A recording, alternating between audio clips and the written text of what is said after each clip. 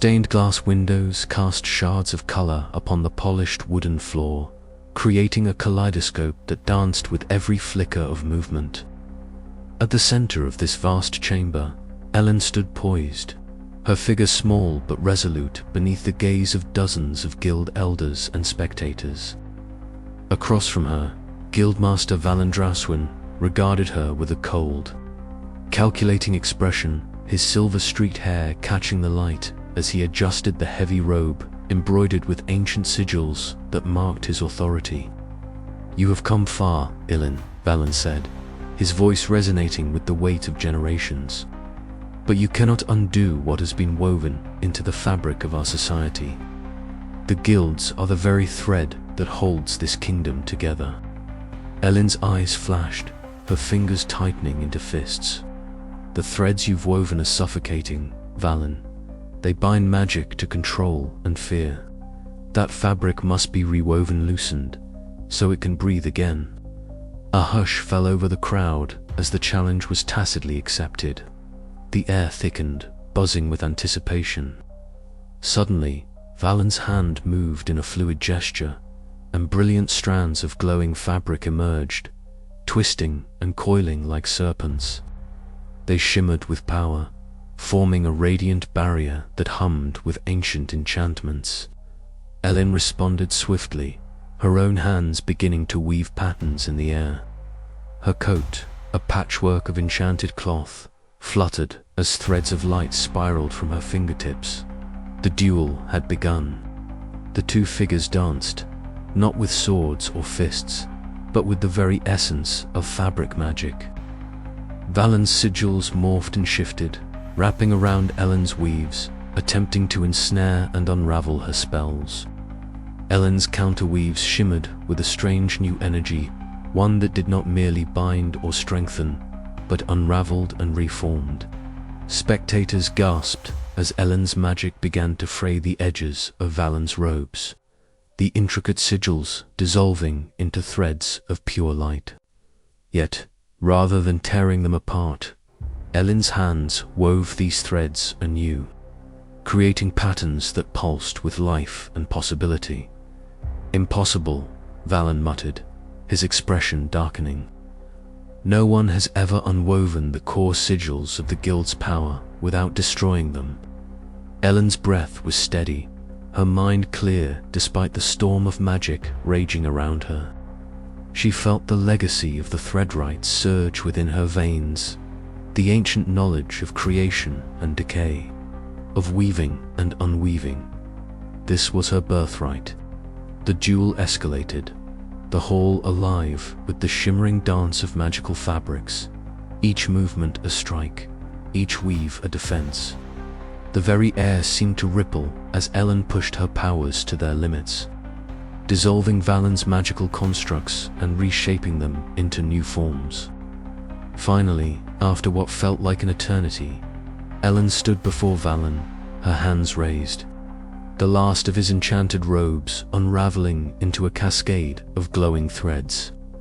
The room fell silent, the tension palpable. "I could destroy this," Elin said quietly, her voice carrying through the stillness. "End the guild's grip on fabric magic forever. But destruction breeds chaos. Instead, I choose to weave a new pattern, one that unites, that frees." Valen's eyes narrowed, a flicker of respect mingling with defeat. "And if the guilds reject this new order?" Elin met his gaze steadily. "Then we remind them that the threads of fate are not theirs alone to command." As the crowd erupted into murmurs and whispers, Elin's allies stepped forward, ready to support the dawn of a new era. The duel had not only tested her skill, but also her vision for the future of fabric magic, a future she was determined to weave with her own hands. Yet in the shadows, eyes watched and waited, the implications of this pivotal moment rippling far beyond the grand hall. The needle's edge had been crossed, and the kingdom's destiny hung in the balance. The choice was made. Now, the true challenge would begin. The duel, a fierce clash of unweaving and weaving magic, had not just been a battle of skill, but a pivotal moment that shattered the illusion of guild invincibility. In the wake of her hard-won victory, Elin felt the weight of responsibility settle on her shoulders, heavier than any enchanted cloak she had ever worn. The city, once tightly bound by the suffocating grip of the guilds, began to breathe anew. Word spread quickly. The guild's monopoly on fabric magic could be challenged, even undone. Small villages and scattered settlements, long fearful of practicing magic openly, now gathered courage. They emerged from the shadows, their fingers weaving threads of freedom alongside threads of cloth. In a sun-dappled village square, Elin stood before a crowd of eager faces, their expressions a mixture of awe, hope, and cautious disbelief.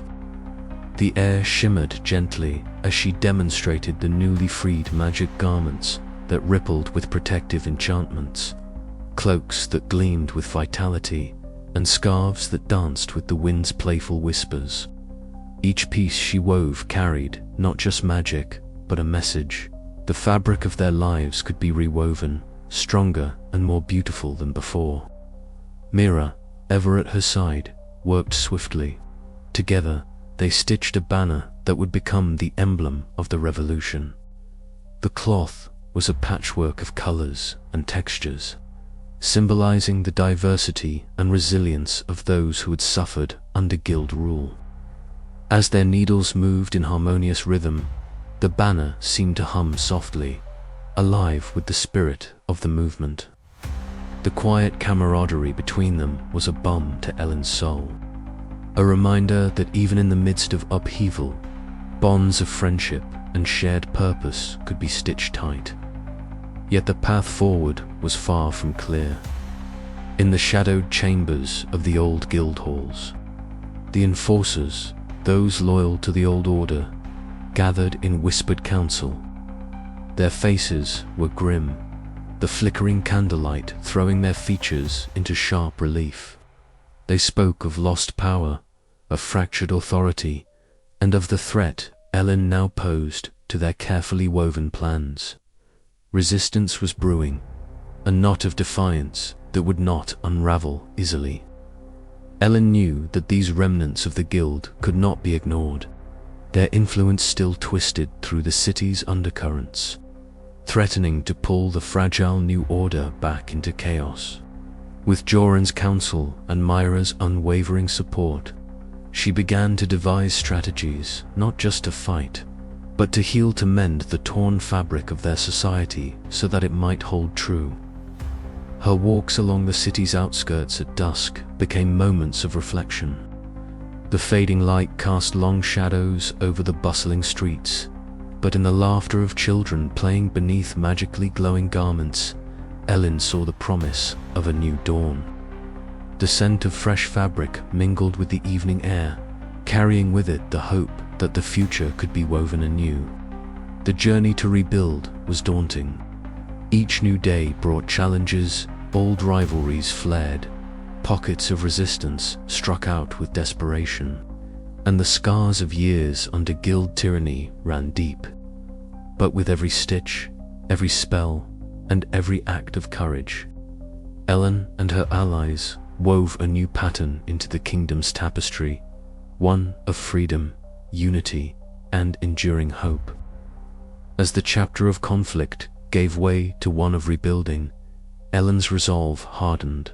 The guild's grip may have loosened, but the true test lay ahead, ensuring that the threads of freedom held firm against the wear of time and the pull of those who sought to reclaim the past. The seams of hope had been sown, but the fabric of the future was still being woven, thread by precious thread. And in the quiet moments before dawn, when the city held its breath, Elin dared to dream of a kingdom where magic was not a weapon of control, but a shared gift. Vibrant and free, where every stitch told a story of resilience and every garment carried the promise of a better tomorrow. The battle was won, but the revolution was only beginning. The sun had barely breached the horizon, yet the streets hummed with a palpable anticipation. Elin stood at the threshold of the newly established guildhouse, a sprawling, open structure of glass and wood. Its walls adorned with vibrant tapestries that told stories of both the ancient Threadwrights and the recent revolution. Her eyes swept over the assembly of tailors, apprentices, and fabric mages gathered in the great hall. They were a mosaic of backgrounds and beliefs, their garments a riot of colors and sigils, symbolizing the many threads that now wove together into this new dawn. Today, Elin began, her voice steady but infused with passion, we stand at the cusp of a new era. No longer shall fabric magic be the guarded secret of an elite few. Instead, it will be a shared gift, a collective craft where knowledge flows freely, and innovation blooms from every hand. A murmur rippled through the crowd. Some faces shone with hope, others shadowed with doubt. Elin felt the weight of their gazes, but refused to falter. The guilds of old thrived on secrecy and hierarchy, she continued. But we have seen the cost of such walls. They frayed the very fabric of our society, stifled creativity, and bred corruption. This guildhouse is a symbol, a living tapestry of transparency and collaboration. From the far side of the hall, Master Yavin watched with a furrowed brow. His years as a master, tailor, and keeper of tradition made him a formidable figure in the room. When the assembly dispersed, he sought Elin out, his footsteps echoing in the hall's high ceilings. "Elin," he said quietly, his voice carrying the weight of experience. "Your vision is bold, but the threads of tradition are strong. They are not easily unraveled." She met his gaze, unflinching. Nor should they be discarded recklessly, but they must be woven anew, Master Yavin. We honor the past by learning from it, not by clinging to it out of fear. He nodded slowly, a flicker of respect shining through his guarded demeanor. Then perhaps there is hope, after all. Meanwhile, within the guildhouse's vibrant workshop, Leora and Finn bent over a large loom, their hands deftly weaving strands of enchanted thread. The air thrummed with energy as old sigils merged with fresh patterns, the fabric glowing softly with a magic that was both ancient and revolutionary. "This is more than a garment," Leora said, her eyes alight. "It's a manifesto, a promise that magic belongs to all who seek it." Finn grinned, his fingers working quickly, and a challenge to those who would resist change. Outside, the courtyard buzzed as the first garments crafted under the new order were revealed. The crowd's reaction was a tempest of emotions. Some heralded the bold designs and shifting sigils as a beacon of hope. Others bristled, clinging to the familiar patterns of the old guilds. Voices rose in heated debate, weaving through the air like strands pulled taut. Elin stepped forward once more, raising her hands to still the crowd. "Change is never easy," she acknowledged, "but it is necessary. Together, we will weave a future where every thread counts, where magic is a legacy we share, not a secret we hoard." As the sun climbed higher, casting golden light through stained glass windows, the guildhouse hummed with renewed purpose. The road ahead was uncertain, fraught with opposition and the challenges of unity, but Elin's vision had taken root. The kingdom's fabric magic was beginning to transform, vibrant, inclusive, and free. Yet, beneath the surface of hope, the shadows of dissent lingered, and Elin knew the true test was only just beginning. The delicate balance between honoring tradition and embracing innovation would demand all her strength and wisdom. But for the first time in a long time, the threads of Loomhaven were weaving something new, a tapestry of promise, resilience, and a dawn yet to be fully realized. And with that promise, the kingdom of fabric magic stood ready to face its future. Elin stepped carefully between the towering shelves. Their wooden frames bowed under the weight of countless ancient textiles, each one a tapestry of forgotten stories and lost magic. The dim light of enchanted lanterns cast dancing shadows on the embroidered surfaces, illuminating sigils and patterns that pulsed faintly with residual enchantment. Beside her, Mira moved with practiced grace, her fingers trailing lightly along the edges of the fabrics as if greeting old friends. "These are the memories of our ancestors," she said softly, her voice reverent, each thread a voice, each weave a story. Elin's eyes shimmered with a mixture of awe and anticipation. "How have these memories lasted so long?" she asked. "The Threadwrights wove not only magic but consciousness into their creations," Mira explained. "They encoded their knowledge and warnings within the fabric itself, preserving them for those who would come after." With careful hands, Elin unrolled a tapestry nearly as tall as herself. The threads glowed faintly, and as she touched the surface, images flickered to life scenes of the original Threadwrights' crafting garments that shimmered with power, their hands moving in elegant patterns as they wove spells directly into the cloth. Voices, soft and distant, echoed around her, telling tales of creation, triumph, and tragedy. Joran, standing nearby, watched intently. "It's like the fabric remembers," he murmured. Elin nodded, captivated by the unfolding vision. "And it speaks to us," she said. As the images faded, Elin turned to Mira. "What warnings did the Threadwrights leave?" Mira's expression darkened. "They foresaw the corruption of fabric magic, the manipulation of power for control rather than creation. They embedded cautions about blood manipulation, forbidden weavings, and the dangers of severing the true connections that bind magic and life." The weight of this revelation settled heavily on Elin. For so long, the guilds had hidden these truths, twisting history to serve their dominance. Now, the original legacy called for restoration and vigilance. Later, in a quieter corner of the archive, Elin and Joran debated the implications of their discovery. "We have to share this knowledge," Elin insisted. "The people deserve to know the true history, to learn how to protect fabric magic from abuse." Joran's brow furrowed, but revealing too much too soon could provoke the guilds. "They'll stop at nothing to keep their secrets safe." "Then we must be careful," Elin agreed. "But silence is complicity. Our ancestors wove their warnings so that future generations could avoid their mistakes. We must honor that trust." As dusk fell over Loomhaven, Elin found herself alone among the silent fabrics. Her fingers traced a faded inscription embroidered in a language long forgotten, a warning stitched in delicate gold thread. "Beware the unweaving of balance, lest all be lost to the void." She closed her eyes, feeling the pulse of the past intertwine with her own heartbeat.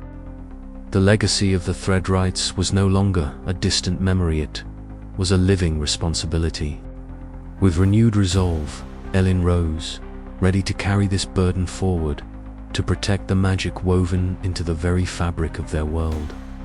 But as the shadows deepened, unseen eyes watched from the edges of the city, and the dangers lurking in the guild's darkest corners began to stir, sensing the shifting tides of fate. The thread of memory had been found. What would be woven next lay in the hands of those brave enough to shape a new destiny. Elin stood at the center, her eyes sweeping over the assembled dignitaries from neighboring realms and fringe communities alike. The air was heavy with the mingled scents of polished oak and beeswax, the flickering torchlight casting long shadows that danced in quiet rhythm with the soft murmurs of the crowd. Lord Kalan of Vindra, a man whose presence commanded both respect and caution, approached with measured steps. His silver-streaked hair caught the light as he regarded Elin with a mixture of curiosity and guarded hope. "You've come far, Elin of the Threadwrights," he said, his voice low but firm. "The art of fabric magic has shaped our world for centuries. yet its grip has often been a yoke rather than a blessing.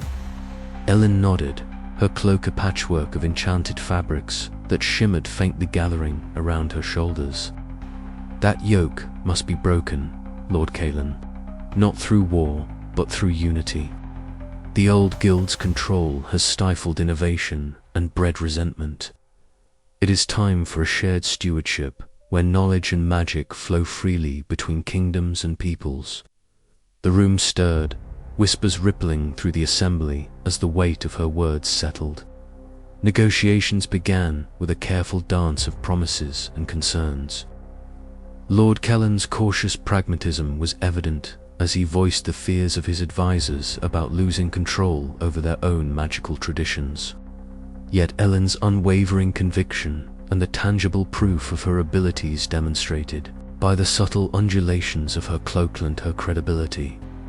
As talks progressed, a sudden shift in the atmosphere beckoned Elin to a quieter courtyard where Mira, leader of the Fringe Weavers, awaited.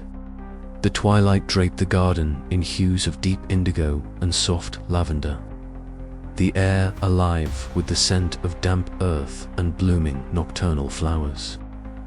Mira's wild auburn curls framed a face alight with fierce intelligence, her hands deftly weaving strands of glowing fabric that pulsed with a life all their own. "These are the magics the guilds fear," Mira explained, her voice a hushed whisper as glowing vines wound themselves around her fingers and then unfurled into the air, casting a soft green light. "Forbidden, yes, but vital. They connect us to the natural world and to the deeper currents of fabric magic that the guilds have tried to sever." Elin watched, entranced, as the vines responded to Mira's will, twisting and blooming like living art. The demonstration was a revelation, not just of power, but of possibility. It was a beacon for the future Elin envisioned, one where magic was not a tool of domination, but a shared heritage. Returning to the bustling market square in Loom, Elin and her Lieutenant Thane moved among the crowd, distributing enchanted garments symbolizing the alliance. The vibrant colors of the fabrics caught the golden afternoon sun, swirling in patterns that spoke of unity and hope. The hum of magic intertwined with the lively chatter of tailors and common folk, their eyes alight with excitement and renewed purpose. Yet beneath the surface of celebration, Elin sensed the fragile nature of these newfound ties. The political landscape was a tapestry woven with threads of ambition, fear, and mistrust. Alone in a quiet chamber later that evening, candlelight flickered against the stone walls as Elin sat in contemplative silence. The soft crackling of the flame mirrored the turmoil within, her irresolute determination tempered by the knowledge that the path ahead was perilous. She whispered to the shadows, "The ties we bind today must hold, not just for us, but for the generations to come. The fabric of our world depends on it." As the night deepened, the echoes of the day's events lingered in the air, a testament to the delicate balance of power and hope. Elin's journey was far from over, but in this moment, the threads of alliance had been woven. The question remained, could those threads withstand the strain of a world eager to unravel? And with that uncertainty hanging thick, the chapter closed, leaving the promise of dawn and the weight of destiny intertwined like never before. Elin stood atop the ramparts, her gaze steady and unyielding despite the fatigue etched into her bones. Around her, the city stirred with the uneasy tension of impending conflict. The fragile peace she had fought so hard to forge was fraying at the edges, threatened by the ruthless resurgence of those who clung to the old ways.